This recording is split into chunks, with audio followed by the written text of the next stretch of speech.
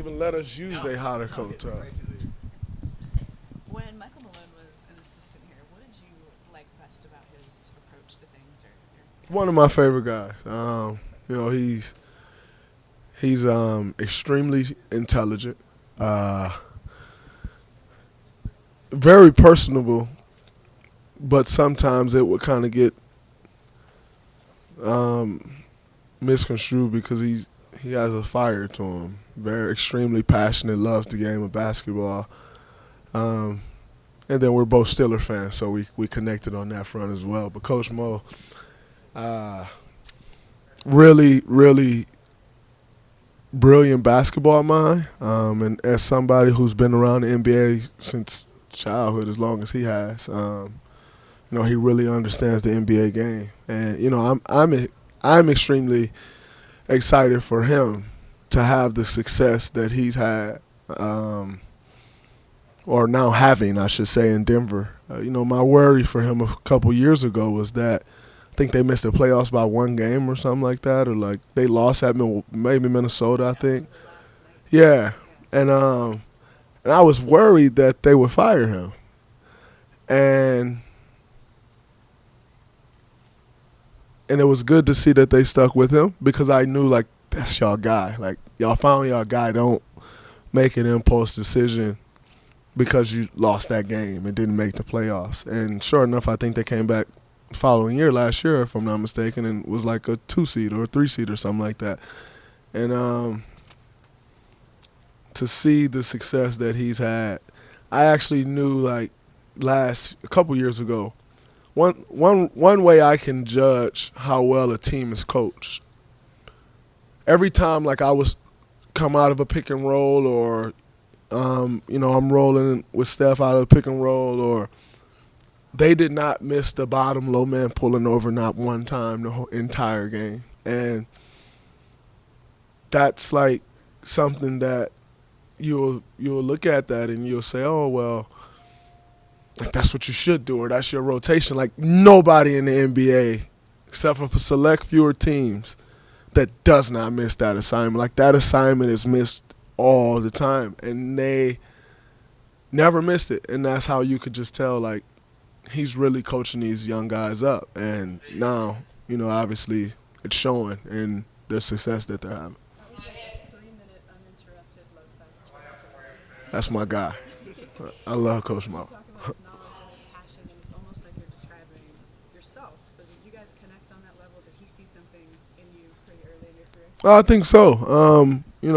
Where, I think one of my, if not my strongest point of my game is my IQ. And, as a coach, I think you can see that early on. Like I said, especially a guy like him who's been around it the entire life. Like he's seen changes in the NBA game, probably 3 or 4 different brands of basketball, a ton of different players. And so I think, and then, you combine that with the passion that I have. And I think he probably did see a lot of himself, and obviously from a different perspective. He's a coach, I'm a player, but just kind of those things that make up a great him and, making the success that I've had. So I think that was definitely a common factor in us connecting. And, he used to be my coach when I shot, but it was good. It was really good.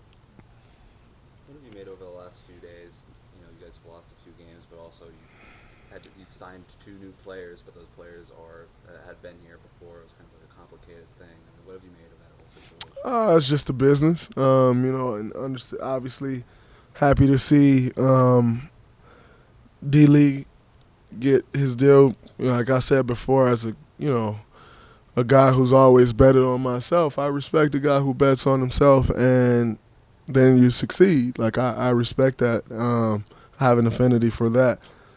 But then also have Marquise back here, and happy that they were able to figure that out.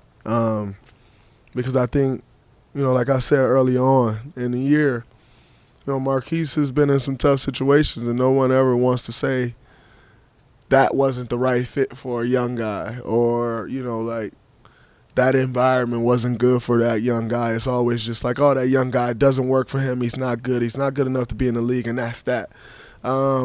you don't get the fit conversations until you're later on in your career. And that's one of those things where it's probably backwards. You know, like you're later on in your career. You've been through some things. You understand the NBA. You understand that I may have to sacrifice this in order to get to where I want to go, or, you know, well, that's not going to quite work for me on this team. I need to do this.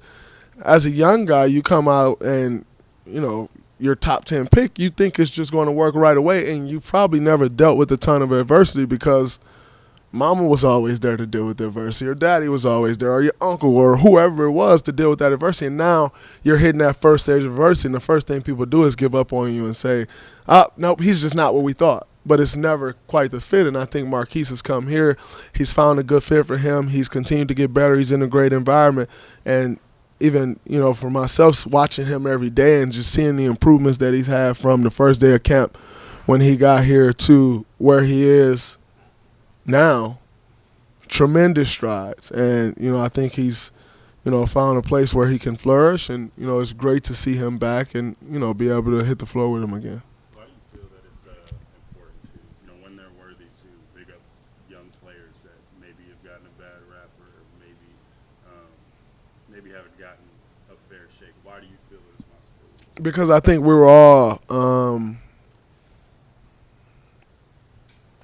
one play away from being that kid, that guy. Like, we all come into this league from somewhere from 18 to 22 years old, thinking you got life figured out and don't have a clue, and thinking you're this player and you're really this player, you know. But you got the potential to become this player, but you're really here. But the world has already told you you're here, and it's kind of a setup for failure because the first moment they realize that you're not really there, they drop you to here. And, you know, just being in the position and understanding that, it's like we have to stick together and we have to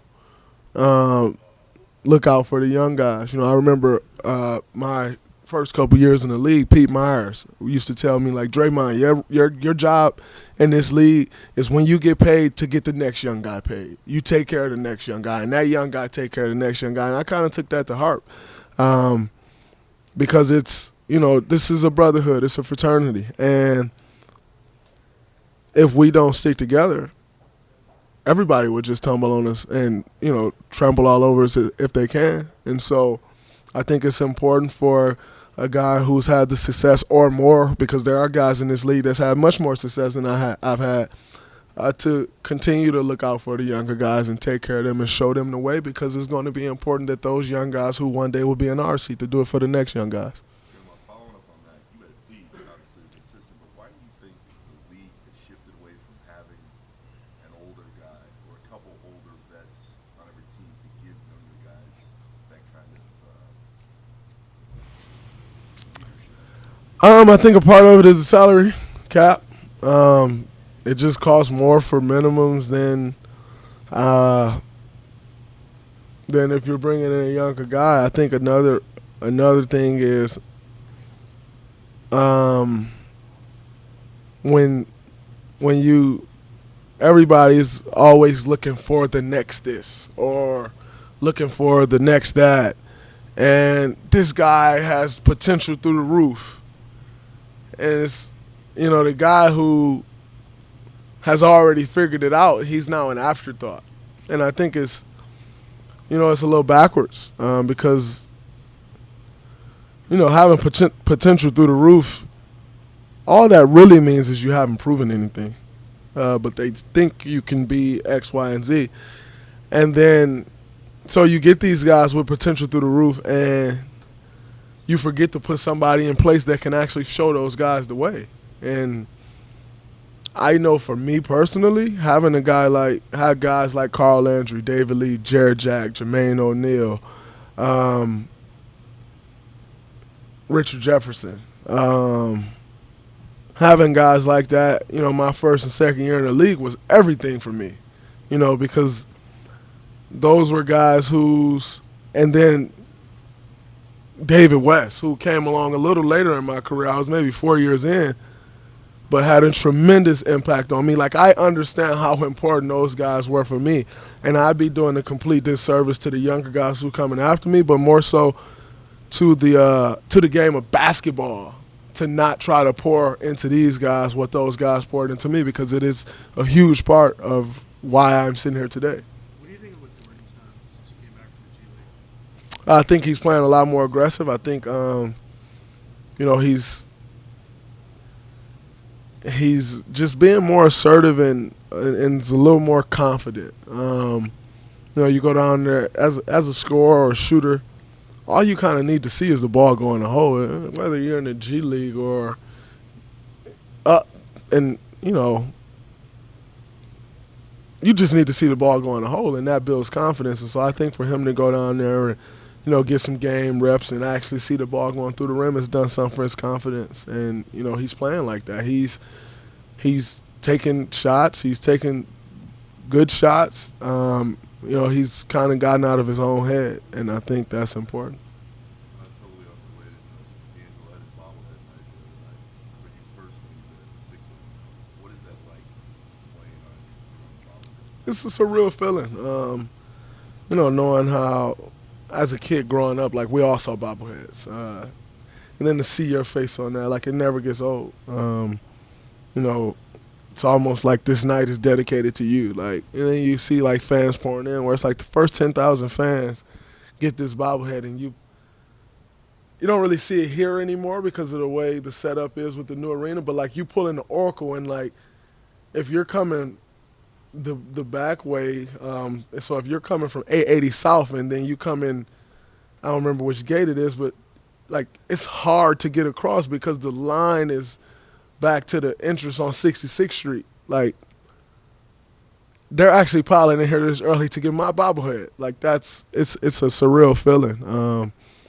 It's just one of those things that you grow up as a kid, you want a bobblehead, you want to be on a video game, and those things happen, and it never gets old. It's an amazing feeling because it takes you back to when you were a kid dreaming about having those things happen to you. What do you do with all of yours? Well, our PR staff and community relations staff do a great job of taking great care of us and making sure, like, you get a few boxes of them. For me personally, I'll usually keep one box at the house for, like, people who come over and, they see the bobblehead, like, man, where mine at? I actually got some in the garage for you. But then I always send, like, a couple boxes, or they'll send a couple boxes to my mom. And it's like a big deal for my mom. Like, she see the bobblehead, but then she also, get a chance to give them away back to people back at home. And, so that's what I usually do with mine. It's like a status symbol, it seems like, for a lot of guys in the league. 100%. Like, it's one of those mama I made it moments. It's great.